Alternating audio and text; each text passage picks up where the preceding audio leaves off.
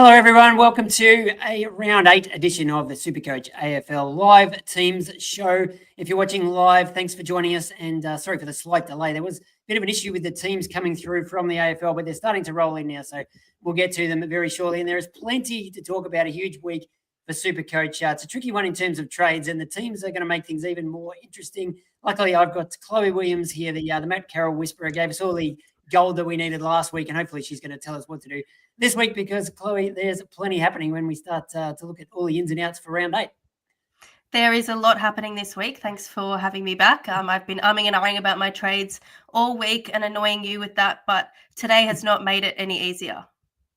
No. And well, I suppose we should get the top line straight off the top, which we heard probably an hour or two ago confirmed that Clayton Oliver will not play this weekend. He's not flying to Perth with the Demons, and they did put out a short statement saying just that he hasn't been feeling great, needs a bit of a rest, and he's just agreed with the club to step away for this week. And I think it did say they expect him to rejoin the program next week. But obviously, in plenty of SuperCoach teams, that'll affect plenty of people this weekend. What are your thoughts straight off the bat there, Chloe? Do you think we just say, thanks, Chloe, you've given us some good scores for 7 rounds. Now we can cash him in and actually trade him out, or do we sit him on the bench and at least maybe see where things are at next week before making a big decision like that? Well, I think you were saying earlier he hasn't actually made a whole lot of cash, but I'm going to be saying goodbye to Clary this week. I'm actually going to be swapping him straight to Petrarca. Initially at the start of the week, I can't remember why, but I was wanting to jump off Clary just to be able to, you get the mid-prices as stepping stones, and I thought potentially it was time to upgrade him. So Petrarca is not necessarily an upgrade like jumping him up to someone like a Bont, Butters or a Dacos, but I do think it's Dacos potentially, but Bont and Butters still a little early for them, and Petrarca will allow me to finish my forward line. So I think it just works well for my team. But yeah, it seems to be a little uncertain about whether or not he will return next week. So I'm quite happy to move him on. I think he's done his job for me in particular. Yeah, I think it would be tempting. That money nearly could get me up to a Bont or Butters type. But I think you're right that the smarter play is to grab, someone that we're potentially looking at already, like a Petrarca or a Chad Warner, or in my case, very keen on Lockie Neal at a bit of a discounted price. And that should leave people with probably a bit of cash left over, which I think will be pretty handy next week. Because when we're talking about some of the rookies, and that's going to become even more of an issue when we get into the teams, finding the cash to make those upgrades is going to be a bit tricky over the next couple of weeks. So if you have 150k left over, that'll probably make it a lot easier to make another move next week. So I think I'm probably leaning towards doing that as well. I was going to trade out Levi Ashcroft, but happy to maybe keep him for one more week. Hopefully one more week, get a little bit more money out of him, and maybe an okay score this week, and then he can sort of probably be part of my trade plans next week. But plenty more else happening with the teams. We do also have the subs that have been named for tonight's game, which you'll be live blogging in about 45 minutes or so. So no time to waste there. But we know the big one there for the Bombers is Elijah Sardis is back, and he's not the sub. So Jai Menzies is the sub. So given the state of the rookies, is Elijah Sardis someone we could bring in? He is on the bubble after playing 2 games earlier in the year and then missing a bunch with a broken hand, and then he sort of struggled to get back into the team. But he's back. There's a couple of other Essendon midfielders potentially in the wings. I mean, Dylan Shields only been, we think, sort of managed for a week this week. So does that make you nervous? Or we know Sardis can actually score, and you just back him in to hopefully play well and keep his spot and maybe keep making us some money? I did consider it for a little while, but I don't think I'll follow through with it. The 190k price tag does just seem a little high at this stage. I think when I was potentially looking at moving on Levi rather than Clary, I thought, well, maybe Sardis could keep the good on-field scores rolling, but he's had a 50 and a 78 so far this year, had those time on ground issues, and obviously a couple of issues with his disposal efficiency as well, which wasn't great for SuperCoach. So you've got Shield, I think Caldwell's about a week away, and Parrish hopefully 2 to 3. So I don't think I'll go there at the moment. Obviously now or never with him being on the bubble, but it's hard. I did start Sardis as well, so that's probably another reason why I wouldn't want to jump back on him. But yeah, I'm not going to go into it this stage. Yeah, no, I think the same for me. Just that, 190k is a lot. It makes it harder to get that upgrade. You probably would be getting a Chad Warner instead of a Lockie Neal, say. But yeah, I mean, he certainly had his fans, and I've had him at the start of the year. But there might be some other options, but we'll get into those now because we need to have a look at the teams. And we'll start with we mentioned the Thursday night game. So Sardis was the big name there, and I think Bailey Scott is the kangaroo sub for anyone who's watching what they're doing, and we might get back to that game when we talk about some captains and things a little bit later on. But the Friday night game is St Kilda and Freo, and some interesting changes in both teams here. Probably one that we need to mention straight off is that Oscar McDonald has been dropped. He's the one out for Freo, and he is the first or second most traded in player this week because he was on the bubble after a couple of okay scores. But we were always worried about this, that, he was filling a spot when Jackson was out. Patrick Voss as well, just a week or two away with suspension, and thinking that Omac, I think this is about his 10th year in the AFL. So it would have been a good footy story, but I think we need to find someone else in terms of a rookie trade-in. And over at the Saints, some really interesting ins there. Hugh Boxall is a midfield rookie that, you wouldn't be jumping on this week, but he could be handy for us in a couple of weeks if he can keep his spot. Scored okay, looked pretty good in the preseason. And the other one is Mateus Philippou, who's straight back in after missing the first 7 rounds and probably a month of preseason before that with a leg injury. But, the Saints very keen to get him in, but we think he'll probably be maybe a fitness test before the game tomorrow night. So keep an eye out for that one. But he could be a really great option for us in the forward line if he can show the form that he did at the back end of last year. Yeah, I mean, I'm almost finished my forward line now with bringing in Petrarca, but I always feel like I need to leave some room for him because definitely don't want to miss out on him. Hopefully he does play on Friday just so that he can start scoring and start generating the cash. But yeah, he is still a test. So Hugh Boxall, though, if he can keep his spot, is one that I'm interested in. He was averaging about 30, I think just over 30 disposals in the VFL. So keen to see him play. But it looks like maybe Max Hall could be the sub.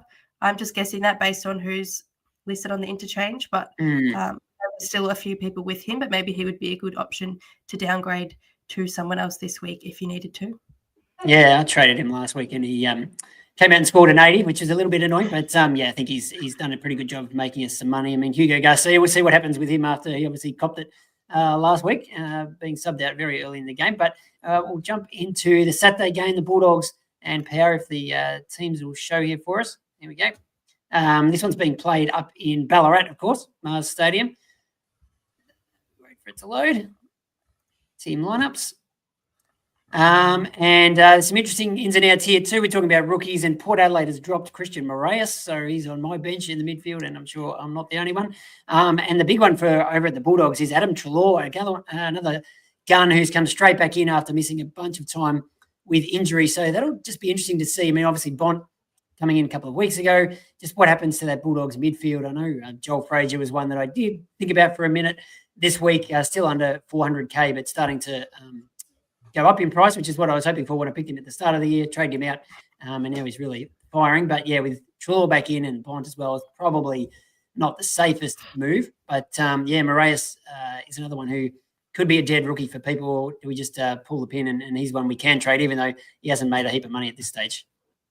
Yeah, I was looking for one of those rookies to trade. I was looking at all my rookies and they all still had a reasonably good break even. But the fact that he's been dropped kind of gives me a reason to move him on, which I thought I was going to do anyway, just based on his own break even.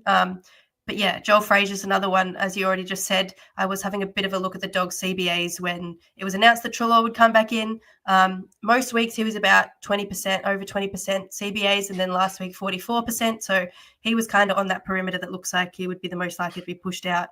Matt Kennedy and Libba were pretty even with their CBAs, so they're probably more likely to stay in, but I guess it just depends what the Dogs are looking for. But it would definitely make me nervous if I was looking to bring him in this week, like we floated the idea of doing. But if you already own him, probably worth riding the wave for a little bit longer, just based on how good he's been last week and the last couple of weeks. Minus -5 break even, I think now. But yeah, probably not bring him in. It was sort of when I was toying with that idea of, do you get a sort of a cheap sub, not a primo, not a keeper, but someone who you could maybe just keep for a month and get some money out of them. But I think I've probably got the cash now with Clary, etc. Certainly to get up to a top liner. So we go to the Carlton Crows game, so in Adelaide on Saturday afternoon. And again, more interesting moves here. I know someone we're potentially thinking about as a rookie, maybe even for next week, would be Sid Draper, who's still under 200K. He's played a few games, mostly as the sub. Last week dominated in the sample, and we thought with Matt Crouch out, which he might be for a few weeks, he could get a really good run in the midfield, but he's out as well. So Matthew Nick's not the biggest any favours at all. And a couple of injuries over at Carlton, but the big news is that Matt Carroll, I can see him, he's still on the field there, so that's what we need to know. And no sign of Mark Pitton out either. Yeah, that's good news from the Blues, aside from the injuries, but great to see Carroll on field. I'll be interested to see, what that rotation looks like with Cowan back in the side. But for now, it's a win with Silvani out and already. Too. Yeah, exactly. And then for Adelaide, James Peatling, I really feel like could be set to increase his scores with Crouch out. I don't have the stats in front of me, but the last time that Crouch missed, he scored pretty well. I only know this because I own him in draft. But, if you're looking for someone to pick up in draft, I would recommend. But probably not trade him in now in Classic, just that awkward price, probably more of a sideways trade. But, yeah, if you're looking for someone to bring in for draft with the amount of time that Crouch is out for, I would recommend James Peatling. Yeah, I've got Crouch in draft, so I need to do something about that. But quickly to run through if people are listening, the full ins and outs. So the Crows ins are Sam Berry, Jordan Butts, Darcy Fogarty, and Brodie Smith. And out go Matt Crouch, Sid Draper, Hinge, and Nick Murray. And the Blues ins are Lockie Cowan, Sam Doherty, and Lewis Young. And out go Cottrell, Silvani, and Williams. And the next game is, I reckon this will be a pretty good one. Collingwood and Geelong on Saturday night. Now, we know one thing we heard earlier today before the teams came out was that Tom Stewart is out. So poor old Dossie has just crewed him all season, starting with Tom Stewart. But at least I guess he knows he's out. He's not going to be laid out this week. Or do we not have the final teams for this game? Well, we can tell you that Tom Stewart's out. We might have to jump into the next one and come back and see if we get the full teams for Collingwood and Geelong. There were some issues early on with the teams coming through. We'll try the West Coast Melbourne game, which looks like we might have a bit more success. No? Oh, I don't know what's happening here. Oh, this is a bit of a debacle. But we know that Clayton Oliver is out, so that's a big thing. And actually, there is some news from the Eagles as well, isn't there, on the rookie front? Yes, Bo Allen debut, which is handy for everyone who started him as their loophole at the start of the year. And if you didn't, then he should be a good downgrade option soon if he can hold his spot. And, got that def mid DPP, so that's always good. Especially when I don't know about anyone else, but I'm struggling a bit with the def rookies at the moment now that a bit of a spoiler alert, but now that Connor Stone has been dropped. That's the big news. If we jump into the Sydney GWS game, so it's a bit of. I've got the here, but if you've got the I've got the ins and outs on my on my AFL app, so can't see the lineups at this point. But in we've got Bo Allen, Tim Kelly, and Tyler Brockman, and then out we have, this is for West Coast, Hamish Davis, Tyrell Dewar, and Noah Long. And then Melbourne, we've got Melksham and Turner in, and then Clary out and Tom Fullerton out as well. So I'll see if Matty Flint's still there as the number one ruck for. Yeah, he's still going strong, which is great. So he's going to go solo against Max Gordon this week. So we'll see how that goes and how long he lasts after that. But he's been good for us so far. Yeah. Oh, it looks like I've got the full team lineups here on the AFL app. Sorry that I'm not able to share my screen. I've just got it up on my phone, but it looks like for West Coast, we've got on the interchange Jimby, Hewitt, Brockman, Cole, and Williams. And then for Melbourne, Salem, Spargo, Turner, Sharp, and Petty. So you would imagine one of those guys would end up as the sub for that game. It's probably the best that I can do with that at the moment. It's a bit of a struggle with the teams at the moment. We'll see where we go for the Collingwood Geelong game. Any more confirmed ins and outs? We don't have anything there. They've given don't have anything for that one, no. Yeah.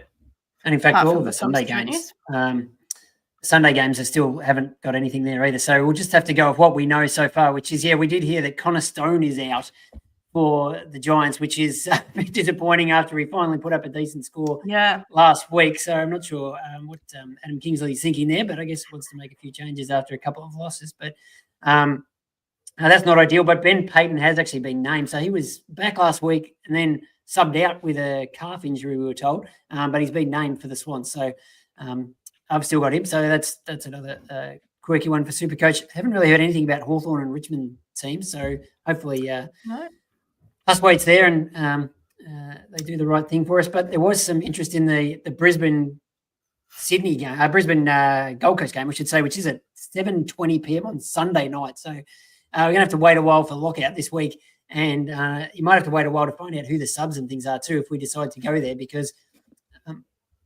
Kai Lohman is out, confirmed, and Logan Morris also out for Brisbane. So they've got a whole list about 5 or 6 players in, but haven't seen exactly who's on the extended bench at this stage. But presumably Jimmy Tunstall is still in the team.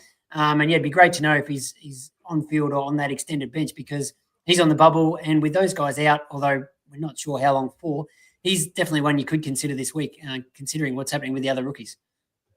Yeah, I'm definitely considering him a very live option for me at the moment. So obviously only the 13 last week is sub, but 88 the week before his break even, negative 30 at the moment. So he just seems like one of those guys who could keep popping in and out of the team, which, yeah, if you're playing him on the bench, then I'm perfectly fine with that. It would be Moraes that I'd be moving on to get there. So obviously not a lot of money made from him, but enough to facilitate a bit of a kitty for me to use next week. So don't mind it, and hopefully he would be able to make some more money in the long run than someone like a Moraes anyway.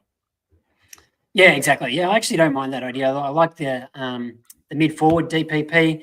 Yeah, the price is good. And we saw when he actually played a full game against Collingwood, I think it was a couple of weeks ago, scored 88, I think. So he can score. But yeah, he's been on the list for a couple of years, and this sort of has been his AFL career a bit, that he'll come in for a game or two and then go out again. So, but I mean, it's a bit of the roll of the dice. I mean, I know someone, I think it was Patch in our group chat earlier, compared him to Bruce Reville, who came in, a similar time last year and got a run of games, played 7 or 8 games, was a handy bench cover, made a bit of cash. So, yeah, given the other options around, and then maybe you could wait a week on a Hustweight type, or just depends what fits with your trade plans in terms of the what position you need. But yeah, mid forward actually probably works a little bit better for me than a straight mid. So he's definitely one I could consider. But yeah, unfortunately, not a lot of detail yet on those other teams. So we'll keep refreshing those. But in the meantime, I mean, there's a stack of questions, which we'll try to get to a few of those before we sign off and talk captains as well. But why don't we get to our best bets of the week, powered by Better. Chloe, have you got anything looking at tonight's game, or what do you think for the week? And I should say that my bets last week didn't necessarily pay off. I had Clary in there, so maybe if I'd known a bit more about how he was feeling, I wouldn't have gone there. But I did mention I should give myself a shout out for mentioning Carlton at $3.50 to make the 8 last week. So I think if you got on then, you'd be pretty happy with that one. But this week I might just lower my ambitions slightly. But who do you like for this week's best bet? Yeah, I'm going to lower my ambitions a little bit as well, just to try and provide everyone with an option that might get up. So I've got Harvey Langford at 25 plus disposals, $2.10 are the odds for that one. I'm just expecting a bit of a CBA spike for him without Clary there. He was the player for Melbourne who was kind of on the cusp in terms of how many CBAs he was attending. So, yeah, I think it was 3 out of his last 5. He's gotten 20 plus disposals and 1 at the 25 plus. So I think that's why the odds are just increased a little for that one. But I think that it's pretty reasonable. So, yeah, I would jump on Harvey Langford for 25 plus. Yeah, West Coast, I think, give up the most, or certainly in the top couple for giving up the most SuperCoach points to midfielders this year. So, yeah, you think that would mean a fair bit of the pill for Harvey. So that's good. I mean, I'm looking at that game as well. It's it's a bit of an obvious one when we're thinking about SuperCoach and who to target. And Gawn, which I'm sure we'll talk about when we get to captains, is a pretty obvious one. And he's $2.90 to have 25 plus disposals. He's had 28 and 25 in his past 2 games.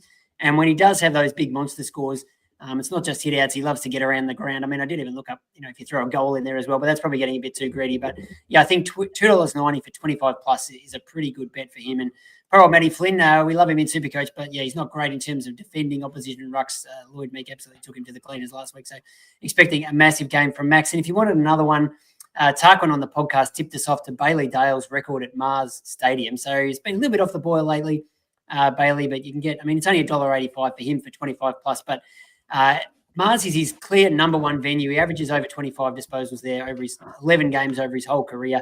And he's had sort of 30 to getting close to 40 touches in a couple of games there in the last couple of years. So he's another one that you could potentially throw in. But yeah, I think Max, a pretty safe bet. And yeah, I like your one shout for Harvey Langford as well for the Ds.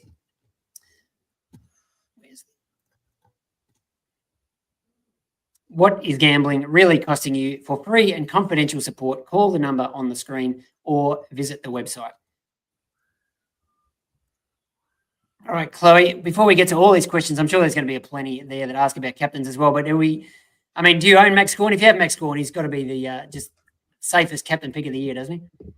I would definitely be captaining Max Gawn if I owned him. Unfortunately, I don't.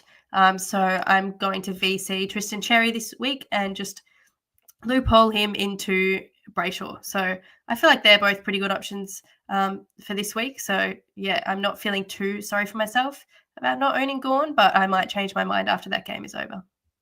Yeah, I think Cherry for me as well with the VC on the Thursday night. Just the fact that Essendon actually have been a hard team to score against in terms of rucks, but now with basically their two main rucks, that was when they were playing two rucks, and now they're both injured, and you've got Todd Goldstein there. So I think Darcy Cameron scored 125 against Goldstein last week, and you'd back Cherry to beat that this week based on what he's done the last couple of weeks. So I like him, although you did throw another name up today, which I didn't mind. If you really want to try something a bit different, Harry Sheasel.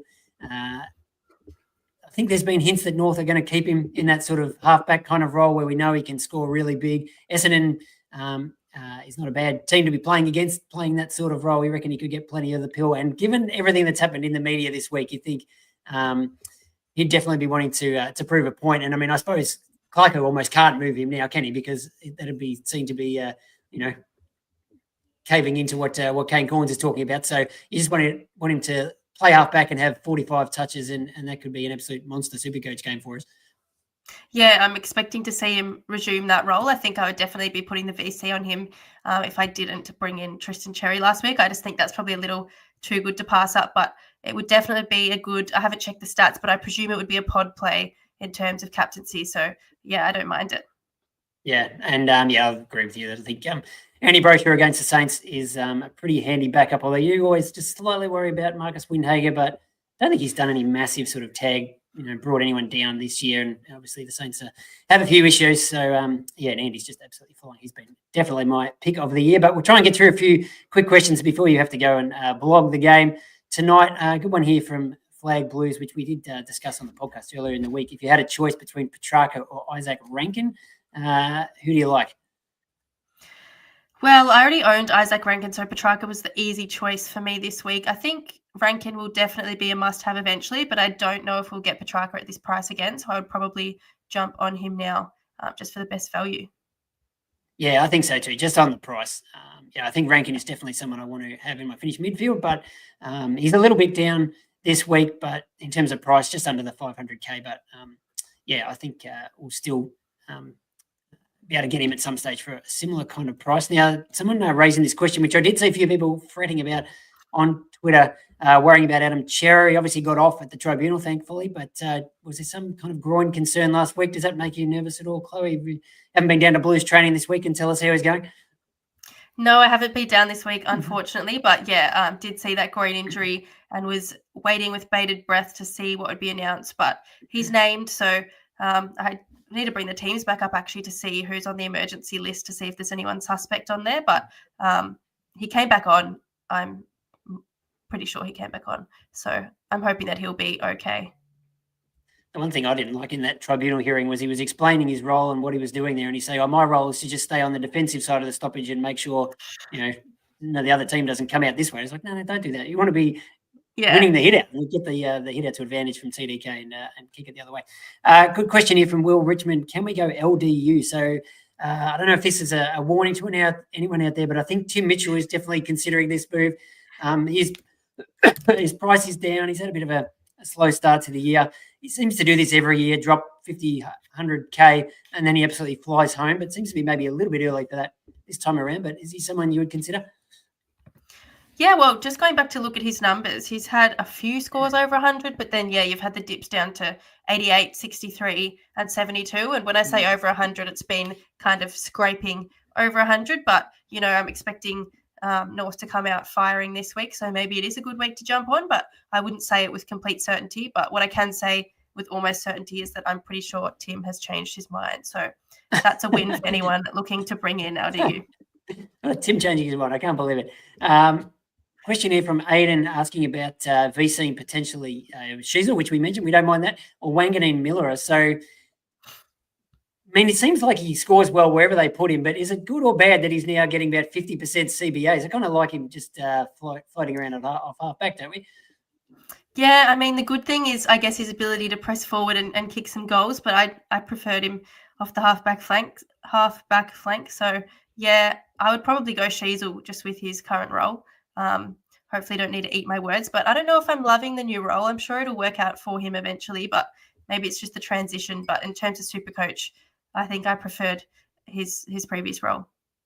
Yeah, and there was some whisper that Jack Sinclair was training with the forwards this week or something. So, yeah, we'll keep a close eye on what the Saints are doing. And, yeah, Philippi, where does he fit into that mix as well? Will be interesting. Here's choosing between Track, Whitfield or Libba this week. I mean, we really like Petrarca's price this week. I mean, a player of that quality for his price. I mean, Whitfield obviously flying, but you're paying like 100K more for him. So, yeah, I think we go the value, don't we? Yeah, I would definitely chase Track for the value, especially when – it's looking a little bit more up actually after the team's announcements, but there's not too many people hanging around to downgrade to in the future. So I would just say if you can get someone for a cheaper price now, I would do that just in case you can't make up the money elsewhere in the future. Yeah, that's the thing. Like we're going to have to make upgrades hopefully next week and the week after. And yeah, if you use up every dollar in your bank and trade out all your expensive rookies to do it, then how are you getting the next one? And Jack Sinclair might be cheap in 2 weeks, but that's still you're going to have to find the money there somewhere to do it. Speaking of sort of bargains, I guess Chad Warner we haven't really mentioned, so he's down to about 460K. Very up and down. Like he can give you a 71 week and a 130 the next week, but at that price, would you take that or a bit too risky? A little bit too risky for me. I guess at the moment you could probably say the same thing about Zorko to an extent. And with the uncertainty on his role, potentially when Kitty Coleman comes back. But Warner, I don't know if I'm willing to ride the roller coaster. My forward line is pretty set at the moment, so I don't necessarily have the need to bring him in yet, but it's definitely a great price point. So I'd consider it. But for me personally, I just don't know if I'm willing to take the risk. His ceiling is obviously incredible, but yeah, it feels like a bit of a bumpy ride incoming for those trading him in. Looks like we might have some of these other teams too. So we'll just get a couple of quick questions and jump back and have a quick look through those. But Charles is giving us a shout out. Hello, Charles. Is Butters too expensive or just dive in? So what? He's about 690K and he's going up. So he's going to be over 700 next week. I mean, his scoring has just been absolutely unbelievable. And I mean, you can't deny how good would it feel to have him sitting there in your team, especially when no one else has got him. But it's just, it just uses up so much of your cash reserves and makes it so much harder to do these other deals that we want to be able to do in the next few weeks. I mean, I don't think he'll stay at that price. He's probably not going to get down to, where Lockie Neal is at 550K or something. But hopefully we can get him maybe after their buy for, 650 or something like that.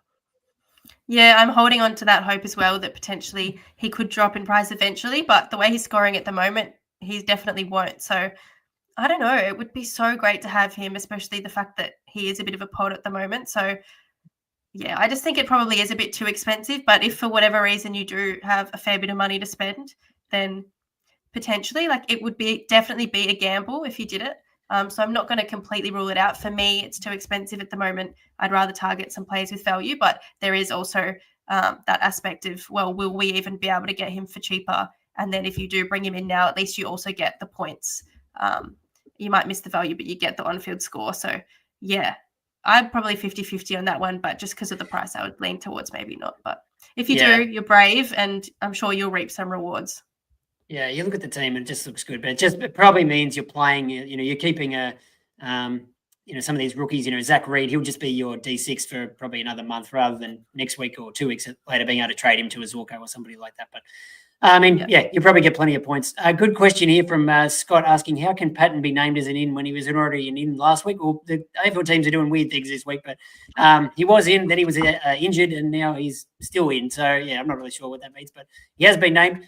So hopefully he actually plays this week. Manta asking, with no defensive rookies around, could you trade Trainer to Bo Allen? I mean, you wouldn't do that this week, surely. Just give Bo a couple of games and get him when he's on the bubble. I mean, Trainer... I think his break-even's about the 80s again, but next week it'll go right down and he'll start, he'll at least get back to, basically the price he was before he had that really unfortunate sub game.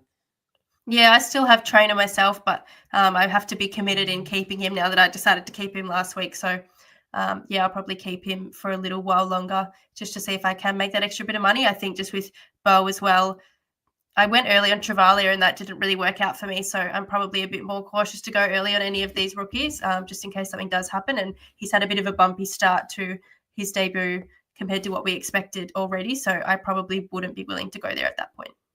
Yeah, and just one quick one for you here before we just check those final teams. Someone has an extra trade. I'm not sure where that came from, but one that he can just throw away, and he's prepared to potentially use it on swapping TDK to Cherry. What do you think of that idea? Because you got Cherry last week. We should shout that out because this is one of the trades of the year, getting him at his lowest price, and he pumps out a 150 for you in his first game. So I haven't actually checked his numbers. He must have gone up a bit, but he'd still be decent value. But if you had to trade out Tom de Koning, I don't know if I'd be willing to do that because he's still going pretty well. And as we said, no Mark Pitnet at this stage. Yeah, de Koning's definitely dropped off a little bit, but without Pitnet in the team, and that seems to be more so a selection thing just based on the fact that he is fit at the moment. I would probably keep de Koning around, although it was great to bring in Cherry last week. Had the C on him as well, but I obviously had a bit of a bumpy road for anyone who's been following along to be able to bring Cherry in, but it worked out in the end, jumping on him at a low price. The thing is, I think we would all at the end of the year, hopefully if de Koning stays as a solo rock, we would want Cherry, de Koning and Gawn. So you might then have to find another way to get de Koning back in the future. So I'm not quite sure I would endorse that Cherry should score higher than de Koning, but I'm not sure if it'll be high enough to make that swap. What do you reckon, Al? Yeah, I don't think it's worth a trade. But I think you're right that, so the great article by Joven, who won last year, won the 50K in SuperCoach. So that should be on, in the news tab and on the app and all our Herald Sun and Masthead and Code Sports platforms. His tips for, how to recover if you maybe haven't had the start you want, or even, I think everybody can get something out of his advice there. And one of them is talking about flex, saying that, it took a while to get a handle on it, but now it seems very clear that you want the 3 big rucks. And, it's just a way of getting them because otherwise, obviously, you can only get 2 on the field. So, yeah, that's where we want to get to in the end is have TDK, Cherry and Gawn. So, yeah, going from TDK to Cherry, you're sort of not really getting any closer to that. You're just sort of going sideways. So I wouldn't necessarily endorse that. But, yeah, I think if you can get Cherry somehow another way, get him into your flex, it could be a way to do it. And this probably is as cheap as he's going to get for a while. So not necessarily the worst idea, but, yeah, I wouldn't be trading TDK to get him now. We've only got a few minutes, so very quickly have a look at these teams, which we do have now. Collingwood in, Mason Cox, Darcy Moore is back, Lockie Schultz, which I know someone at work who asks about him every week has got him in draft. We'll be happy about that. Jeremy Howe's out, McStay is out, Myercheck and Lockie Sullivan out. And for the Cats, just Mitch Duncan in for his first game of the year and Ollie Henry out and Tom Stewart out, as we mentioned. And then hopefully we have the Sunday games ready to go as well. We wait for this to load up. The Swans and the big Battle of the Bridge. Yes, and here they are. So we're Cornerstone out. We did mention that. That's confirmed. A bunch of ins. Josh Kelly out as well for the Giants. Doesn't tell us exactly why there. And a bunch of ins there. Lee Kalia, Brown, Delana. I don't know him. He's a debutant if he gets a game. And Joe Fonte is in for his first game of the year, and Gruszewski's back in. So a bunch of changes there, potential debutant for the Giants, which is good. And all just ins for the Swans. Hamling, Sheldrick, and Wicks is back. It's just a matter of who gets named when the final teams are the squads are cold tomorrow about 5 o'clock. So we'll make sure we're all over that. Hawthorn, Richmond, not a huge amount of Supercoach interest here, I don't think, unless they do something weird with Henry Hustwaite. I guess the only thing with Hustwaite that makes me a little bit nervous is that he could be the sub. You'd hope not. He's actually named on ball, so that's a good sign because I was thinking, the game being on the Sunday afternoon, it'd be risky if you named him on field. And then on Sunday he was the sub and it was too late to do much about it. But changes for Hawthorn, Amon and Scrimshaw are out, both with concussion. The ins are Luke Bruce, Giath, Finn McGuinness, Max Ramsden, and Jai Sarong. But a bunch of those will be on the extended bench. And Richmond only 3 ins at the moment, no outs. Noah Bolt is back, which could be interesting to see what he does to trainers' role. Jacob Bauer and Tyler Sonzi potentially getting a game for the Tigers. Tom Lynch is still there, which is good. There was some concerning footage earlier in the week of him going for scans, but I'm not sure how many people have him in Supercoach. But as a Richmond supporter, I'm happy to see him still there. And the late Q clash, which will keep things interesting until very late on a Sunday night. I'll be blogging that one. So join in for that. Suns just 3 ins. Closey Fiorini has been putting up some absolutely insane numbers in the VFL, and Ned Moyle is in. And for the Brisbane, there's all these ins. Dodie, so that's interesting. He's back. That'd be his first game, isn't it, from his knee issue? Darcy Ford, Connor McKenna, Will McLaughlin. I think he did a bunch of goals in the VFL last week, and Jack Payne's back, and Loman and Morris out. So Where's our mate Jimmy Tunstall? Is he named on the field? Must be on the. Doesn't show the emergencies here. He must be on the extended bench with all these other guys, including Will Ashcroft. So, if he's on the extended bench, I guess we'll see tomorrow whether he's in the actual final squad. But might be able to check that on the app. But it doesn't look like he's in there at all, actually. If he's on the bench, then he could potentially still be the sub. So, yeah, he's on the. Yeah, it looks like that's just not displaying the full extended bench. The full bench for Brisbane is Will Ashcroft, Levi Ashcroft, Doherty, McKenna, Gardner, Will McLaughlin, Tunstall, and Darcy Ford. So, I mean, you wouldn't think either of the Ashcrofts would be the sub, and then it just depends who gets a game and what they do with the others. But Tunstall definitely a big sub risk, I would say, based on that. So it does probably make him a tough one to bring in, given the game is so late, and we just won't know until it's sort of too late to undo it. I guess if he's on your bench, wouldn't kill you, but you don't want to be bringing in a bubble boy straight onto the sub. Yeah, I'm not feeling as confident as I was about half an hour ago on that one, actually. Yep.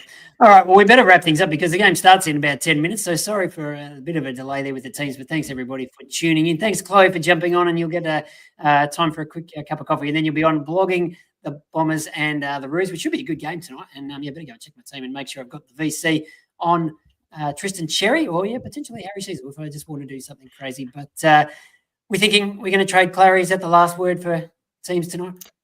Yep, he is out of my team. So if you're willing to listen to me, that's what I'm going to be doing. Yeah, I think so too. Unfortunately, we'll just hope it all works out for him, and it's just a short break to get things right. But no real confirmation on any kind of timeline makes it pretty difficult. But thanks everybody for tuning in. Thanks for your questions. Good luck with your teams this week. Good luck with your trades, and we'll catch you again soon.